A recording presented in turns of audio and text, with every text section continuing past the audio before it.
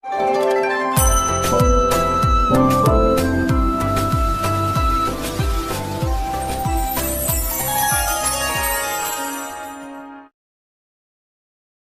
जगन्नाथ मु दिवाकर दास आपण मानक प्रणाम करछि। आसंता 27 तारिख पवित्र पापनाशिनी एकादशी। ये एकादशी रे एमिति किछि कार्य आपण माने करिवे जहा द्वारा आपनकु माँ लक्ष्मी सहित नारायण कृपा वर्ष तमाम रहिबा। ए एकादशी व्रत माँ लक्ष्मी सहित नारायण अतिशय प्रिय बोली आपण माने जानतु। कहीं नारायण उपासना कले लक्ष्मी खुशी होती आउ यथा योग्य आपण को वर प्रदान करती। तो से आप निश्चिंत भाव में समस्त पाप विनाश होगापी ये एकादशी को निहत भाव में करते। कौन सी जगह लिखा हुई एकादशी बाड़ुओ झील करें ना, कम बयसर पिला माने करें ना, एमती कि आपणकर अविवाहित नारी मैंने करें कि आपणकर लिखाई कि केवल स्वामी कर स्त्री करें कि स्त्री कले स्वामी करें। तेणु एमती कौटी भी लिखाई। तो आपण मैंने मन रखि था जदि आप एकादशी करने चाहते आप निजे एका ही करें। एकादशी की एका करंतु आ विष्णुकर व्रत यह प्रिय व्रत बोली कहुए। से मोर प्रिय जो एकादशी सृजन करुता बस। तो कौन एमती किसी कार्य रही जहाँ आप कले विष्णुकर कृपा आपण रो। तो मन रखि था आप प्राप्त समय जितेबाला एकादशी व्रत प्रथम उठा चेष्टा करते आसंता 27 तारिख दिन। तो आप उठी कौन करेंगे ना स्नान जल आप किसी हलदी पकई दिखाँ। हलदी पकई सारा पर आप सफा सुतरा कपड़ा पिंधि भगवान पूजा अर्चना लगी जाता। आई एकादशी दिन आपड़ जेकोसी विष्णु मंदिर जमीक जगन्नाथ मंदिर राधाकृष्ण मंदिर आपड़ लक्ष्मीनारायण मंदिर निहत भाव में दर्शन करने को जाऊँ जहाद्वारा अनेक पुण्यफल मिलता है। खाली से नुहे ब्रह्मचर्य व्रत सहित आपड़ श्रीमद भागवत गोटे अध्याय निहत भाव में एकादशी दिन पाठ करवा दरकार।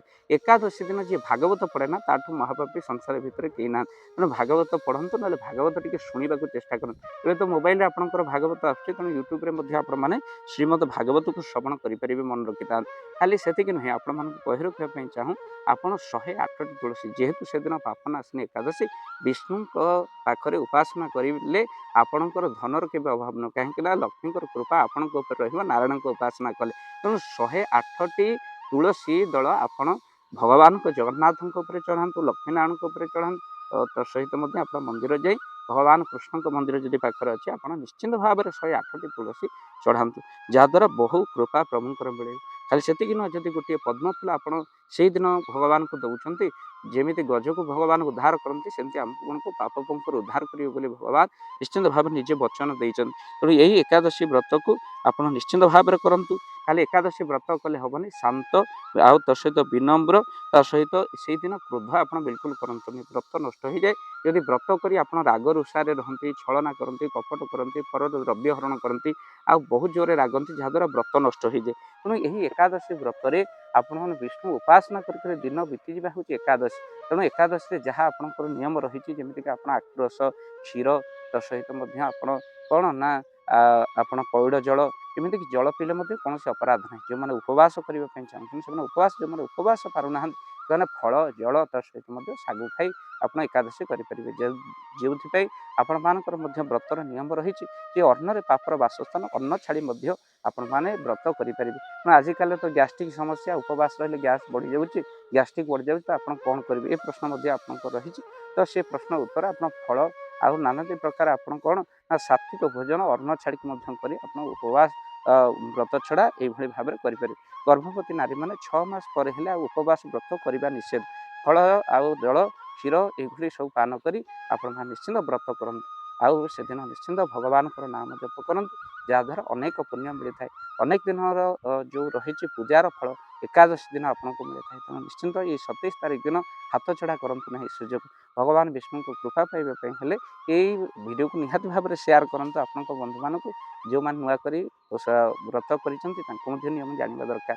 निश्चिंत भाव में वीडियो को शेयर करूँ आउ एकादशी दिन आप औषध खाईपारे औषध को बारण कराए ना एमतीक वृद्ध पिला एकादशी व्रत नियम लगुना रोगी मान नियम लगुना। तेणु से आपने यथा सामर्थ्य व्रत कर भगवान विष्णु को उपासना कर प्रकृत फल प्राप्त करते जहाँकि आसंता 27 तारिख दिन पवित्र एकादशी व्रत पड़े। जय जगन्नाथ।